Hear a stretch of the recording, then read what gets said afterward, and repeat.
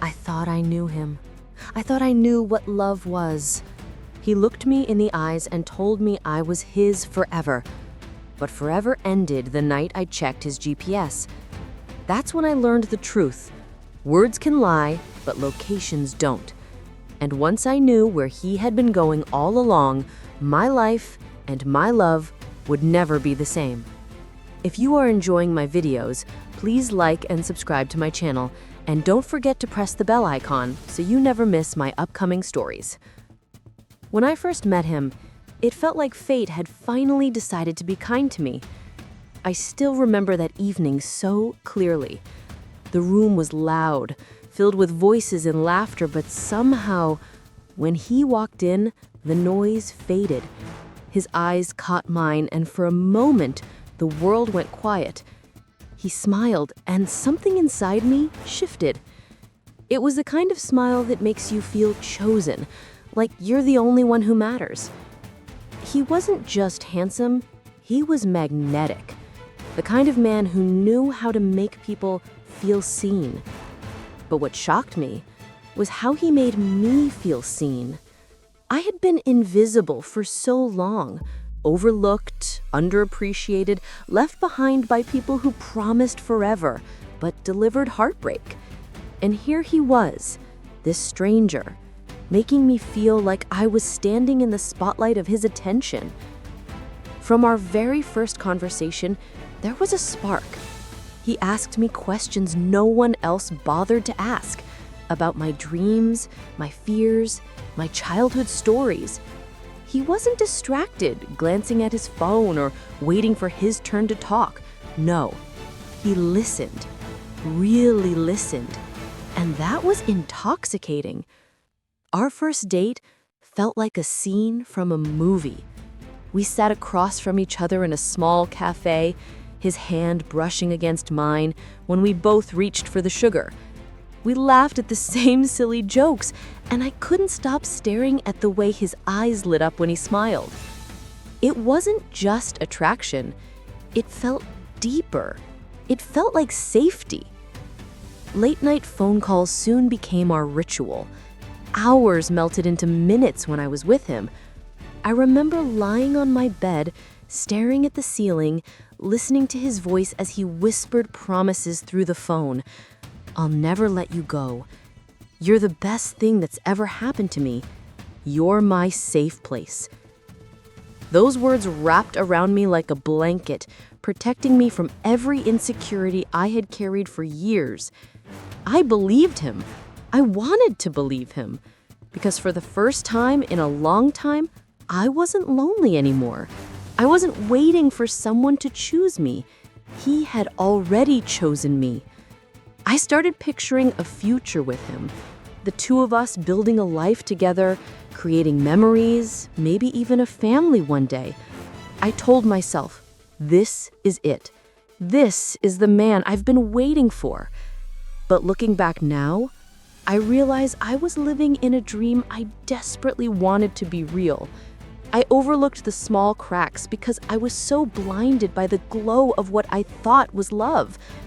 Like the times he would quickly silence his phone when it buzzed, the moments he'd excuse himself to take calls outside, his voice lowered so I couldn't hear. Or when he canceled plans at the very last minute, claiming work emergencies that never quite made sense. At the time, I brushed it all aside. I told myself not to ruin something so beautiful with doubt. Everyone gets busy, right? Everyone has stress at work. Everyone needs privacy. But late at night, when the world was quiet and I was left alone with my thoughts, a whisper grew louder and louder inside me. A whisper I ignored because I didn't want it to be true. If something feels too good to be true, maybe it is. And though I didn't know it then, those whispers were warning me that the love story I thought I had wasn't perfect at all. It was only the beginning of a heartbreak I never saw coming. At first, the lies didn't look like lies. They looked like small inconveniences, harmless excuses. Sorry, I can't make it tonight. Work's bailing up. Babe, I'll call you later. I've got this urgent meeting. Little things. The kind of things you forgive because love teaches you to be patient. And I was patient. Too patient. But then the little things began to stack up, like pebbles piling into a mountain. I started noticing how often his phone seemed to buzz when we were together.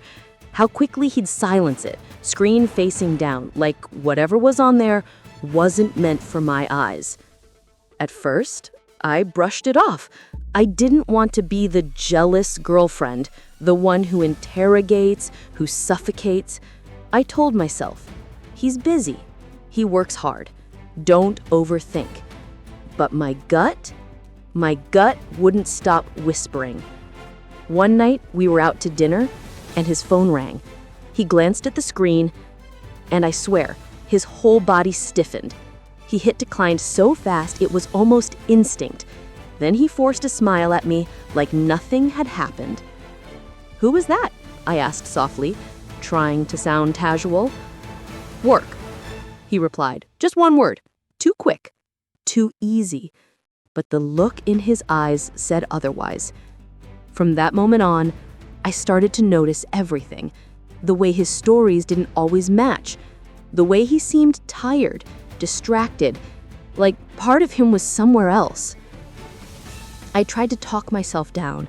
I told myself I was being paranoid, that maybe I was carrying old wounds from past heartbreaks into this new relationship, that maybe I didn't know how to trust. But deep down, I knew. Something wasn't right. It wasn't just the phone calls. It wasn't just the late nights. It was the way he began to feel distant. Like I was standing right next to him, but couldn't reach him anymore. One night, I remember asking, "You've been so quiet lately. Is everything okay?"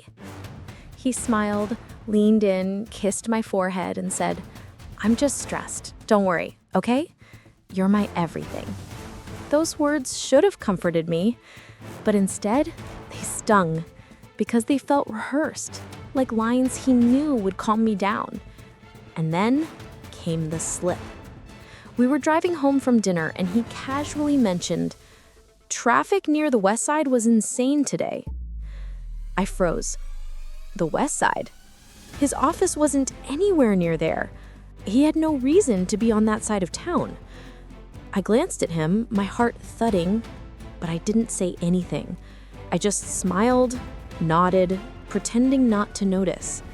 But inside, my stomach twisted, my thoughts raced.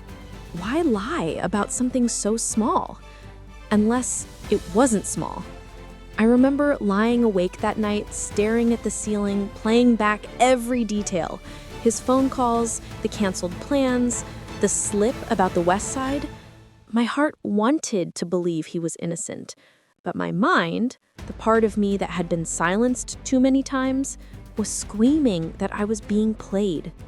I turned over in bed and whispered to myself, "Am I paranoid, or is he hiding something?" The more I asked that question, the more I already knew the answer. But I didn't have proof, and without proof, I was just a crazy girlfriend making accusations. That's when fate stepped in, and when it didn't whisper anymore. It screamed. Because the truth wasn't going to come from his lips. It was going to come from the cold, undeniable memory of a GPS. At first, I brushed off my unease. Maybe I was just overthinking. Maybe I was being the insecure girlfriend who saw problems where none existed. But the thing about lies, they always leave cracks, no matter how carefully someone tries to cover them. And with him, the cracks began to show. One evening, we were at a cafe we used to love. He was scrolling on his phone, half listening as I spoke about my week. I noticed how often he smiled at his screen, a small, secretive grin that wasn't meant for me. My chest tightened. "Who are you texting?" I asked, forcing my tone to sound casual. He didn't even look up. "Just a work thing. You know how it is." I nodded, but inside I felt the sting of doubt. He had said those same words before, countless times, each one chipping away at the trust I had given so freely. Later that night, when he left his phone on the counter, I heard the familiar buzz of a notification. My heart pounded, my hands trembled. Every fiber of me screamed to look, but I didn't. I wanted to be the kind of woman who trusted her partner, who didn't snoop or doubt. But deep inside, my intuition was already whispering that something was very, very wrong. The days that followed only confirmed it. He grew distant, canceling plans, arriving home late, and offering vague excuses. He still told me he loved me, sometimes even more than before, but it felt rehearsed, like he knew I was slipping away and wanted to keep me tethered. One Friday, we had plans for dinner. I cooked his favorite meal, lit candles, and waited. Hours passed, and his text came, "Running late, don't wait up." My heart sank. I blew out the candles and ate alone, tears mixing with the food I could barely taste. That night, as I lay in bed staring at the ceiling, I replayed our recent months together. The way he avoided eye contact, the way he laughed to himself when he thought I wasn't watching, the way his phone never left his side anymore. It was all too much to ignore. But I also remembered his words. "I love you. You're the only one for me." Those words tangled me in confusion. How could someone love me and yet make me feel so invisible? How could he say those things and yet give his attention elsewhere? The turning point came when he promised to visit his parents out of town that night. Something inside me stirred, a strange urgency, a quiet voice telling me not to accept his words at face value anymore. I kissed him goodbye, smiled as he drove off, but my stomach churned. And then, the moment that changed everything, I opened my phone later that evening and noticed something he had overlooked. His GPS was still shared with me. It wasn't something I used often, but that night, curiosity pushed me to check. My hands shook as I opened the app, my breath catching in my throat. The little blue dot that represented him, it wasn't moving toward his parents' town. No, it was parked in a neighborhood I didn't recognize. My pulse raced as dread and fury swirled inside me. I stared at the glowing screen, my world tilting, my chest burning with the confirmation I had feared. He wasn't where he said he would be. He wasn't with family. He was with someone else. And in that moment, I knew the cracks weren't just cracks anymore. The whole foundation of our love was shattering. I couldn't tear my eyes away from that tiny blue dot on the screen. My heart pounded so loud I could hear it echo in my ears. He said he was visiting his parents. He swore he would be away for the whole weekend. But the GPS told another story, one that my soul had already feared but never dared to confirm. The address didn't belong to his family. It was a quiet street in a part of town we had no connection to. My thoughts raced. Who lives there? Why is he parked outside? A sharp wave of nausea rolled through me as the truth began to surface. I told myself not to jump to conclusions. Maybe he had a reason. Maybe it was work. Maybe I was wrong. But as minutes turned into hours, and his dot remained in that same location, the denial began to crumble. My hands shook as I called him. He answered on the second ring, his voice calm, warm, familiar. "Hey, love, just got to my parents' place, about to have dinner with them." I froze. His words were laced with ease, so casual, so practiced, that for a moment I almost believed him. Almost. But then I glanced back at the GPS, the little dot still glowing in that unfamiliar neighborhood. He wasn't with his parents. He was lying. To my face. "Really?" I asked softly, my voice trembling despite my effort to sound composed. "Yeah, they're so happy I came down. I'll call you tomorrow, okay?" And then, just like that, he hung up. I sat there in silence, phone pressed to my ear long after the line went dead. My chest felt heavy, my throat tight. The betrayal wasn't just suspected anymore. It was real, undeniable, suffocating. 1,000 thoughts rushed through me. Who was she? How long had this been going on? Did he ever mean it when he said he loved me? I wanted to scream, cry, break something. But instead, I found myself staring at the screen, tracking every move of that little blue dot like a detective piecing together a crime. And then, the dot moved. Slowly, it left the street and headed across town. My breath caught as it stopped again, this time at a restaurant we used to visit together. My stomach churned. I couldn't resist. Against every ounce of my pride, I grabbed my keys, got in the car, and drove. Each mile felt like a test of my own strength. My hands clutched the steering wheel, my heart raced, and my mind replayed every moment of our relationship like shattered glass, cutting me over and over again. When I finally arrived, I parked across the street. My eyes darted to the entrance. And there he was, my boyfriend, the man who swore I was his everything, walking inside, hand in hand, with another woman. She was laughing, her head tilted toward him, and he looked at her the way he used to look at me. In that instant, my chest broke open. Tears blurred my vision, but I refused to look away. It was like watching my worst nightmare unfold in slow motion, and no matter how much I wanted to deny it, the truth was right there in front of me. The GPS hadn't lied. He had. I didn't storm in. I didn't scream. I didn't confront them. Not yet. Instead, I sat in my car, gripping the steering wheel, feeling the weight of betrayal crush me. My heart ached, but beneath the pain, something else was stirring. A fire. For so long, I had trusted him blindly, believing his words even when his actions didn't match. But now I had the truth. And I wasn't going to let him destroy me without a fight. I didn't sleep that night. I couldn't. His face with her kept flashing in my mind like a movie I didn't buy tickets for, but was forced to watch. Every laugh, every touch, every stolen glance, they replayed endlessly, haunting me. By the time morning came, I wasn't the same woman I had been the day before. Something inside me had cracked, but in that crack, something new was forming. Strength. He came home the next evening, carrying his usual fake smile and a bag of groceries as if nothing had happened. He kissed me on the forehead like he always did, but this time, instead of warmth, I felt ice crawl down my spine. "Hey, love, just got to my parents' place. About to have dinner with them."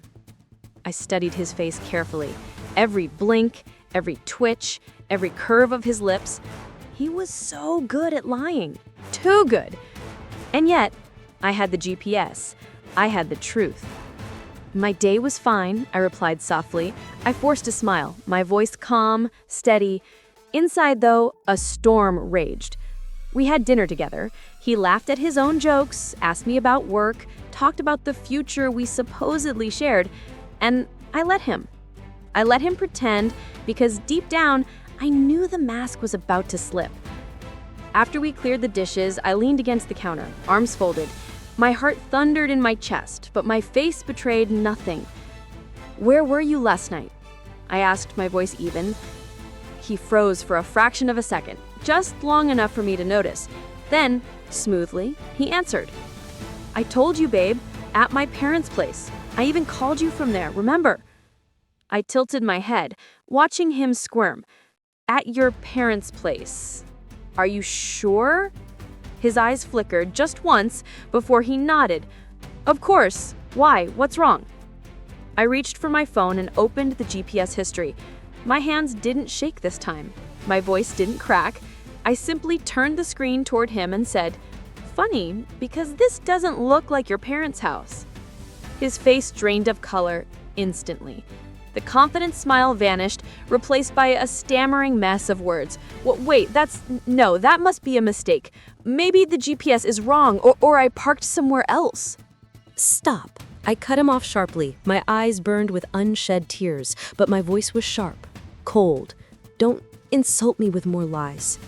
For the first time since I'd known him, he had no script. He stared at me, his mouth opening and closing, searching for excuses that wouldn't come. Finally, he dropped his head into his hands. "I messed up," he whispered. I didn't mean for it to happen. It was just, she doesn't mean anything to me. You're the one I love. Please, believe me. My heart twisted at his words.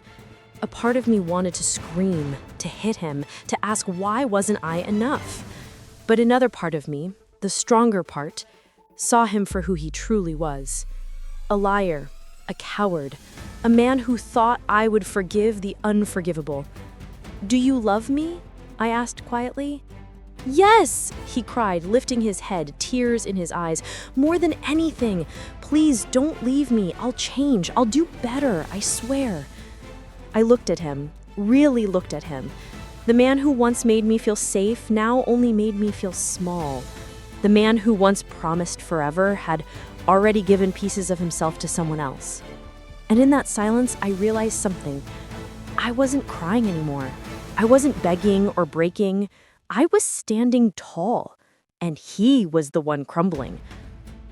He thought the confrontation would end with me shattered, but the truth was it ended with him exposed, and me stronger than ever. After his confession, the air between us felt heavy, suffocating. He sat at the edge of the bed, head in his hands, begging for mercy, while I stood there, calm, watching him unravel. In that moment, I realized something powerful. I didn't need to scream. I didn't need to throw things or curse his name. My silence was louder than any rage I could have unleashed. He kept talking, trying to fill the void. "Please, you're everything to me. It was a mistake. It won't happen again. I'll cut her off. I promise. Just don't give up on us." But his words were empty. I'd heard enough promises, enough nevers that turned into sometimes, enough trust me that twisted into believe my lies. So I didn't answer. I didn't fight. I simply walked into the bedroom, pulled out a suitcase, and began folding my clothes. The sound of the zippers sliding open made him panic. "What are you doing? No, you can't do this. Please." He rushed over, trying to block me, his hands trembling. I looked him in the eye, steady and unflinching. "Move." The firmness in my voice startled him. For years, he had been the one with control. He lied and I believed. He strayed and I forgave. But now, I wasn't bending. I wasn't breaking. I was done. He dropped to his knees in front of me, clutching my hands, tears streaming down his face. "Don't leave me. You're the only one I've ever truly loved. I can't lose you." I pulled my hands away, one by one. My silence cut deeper than any insult ever could. He kept talking, but I didn't answer. I packed my shoes, my books, even the little photo frame of us that once meant the world to me. Now it was just a reminder of a life I no longer wanted. When the suitcase was full, I stood up, zipped it closed, and wheeled it to the door. He followed me like a shadow, begging, bargaining, swearing he'd change. But I didn't turn around, not once. Because that was my revenge. He expected me to fight, to scream, to collapse in his arms like I always did. He expected me to forgive. He thought his tears would wash away his sins. But instead I gave him nothing. No closure, no comfort, no second chances. Just silence. And that silence was deafening. As I stepped out of the door, suitcase rolling behind me, I felt lighter. The same walls that once felt like home now felt like a prison I was finally escaping. I didn't post about him on social media.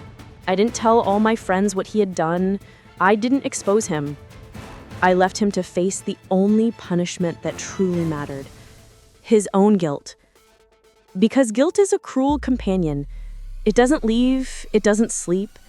It whispers in your ear at night, reminding you of the people you destroyed, the love you wasted, the life you lost. And I knew he would carry that forever.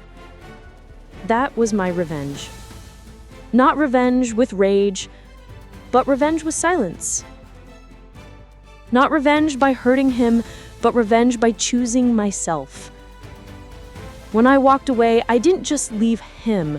I left behind the woman who accepted lies, who tolerated betrayal, who doubted her own worth.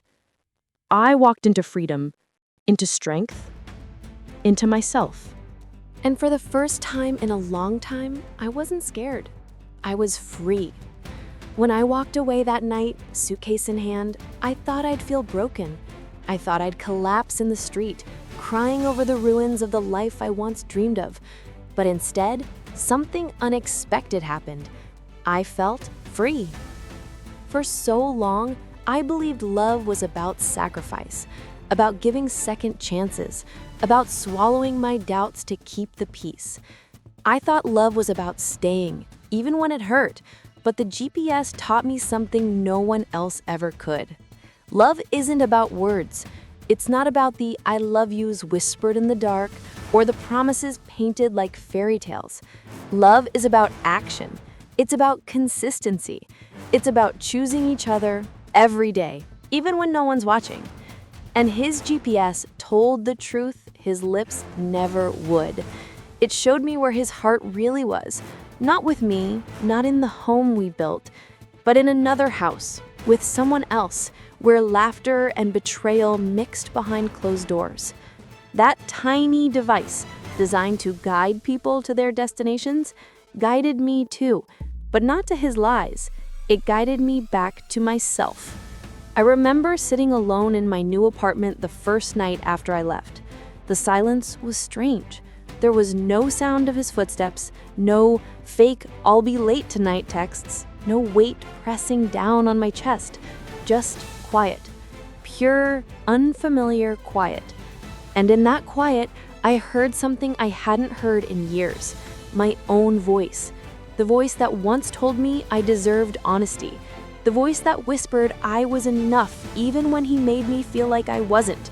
The voice that had been silenced under layers of lies finally spoke again. You did the right thing. You chose you. I share this because maybe you're watching this video feeling the same doubts I once did. Maybe you've ignored the red flags. Maybe you've convinced yourself not to check, not to ask, not to push too hard, because deep down, you're afraid of what you'll find. I was afraid too. But here's the truth. Your gut never lies. If something feels wrong, it probably is. And sometimes the truth won't come from his lips.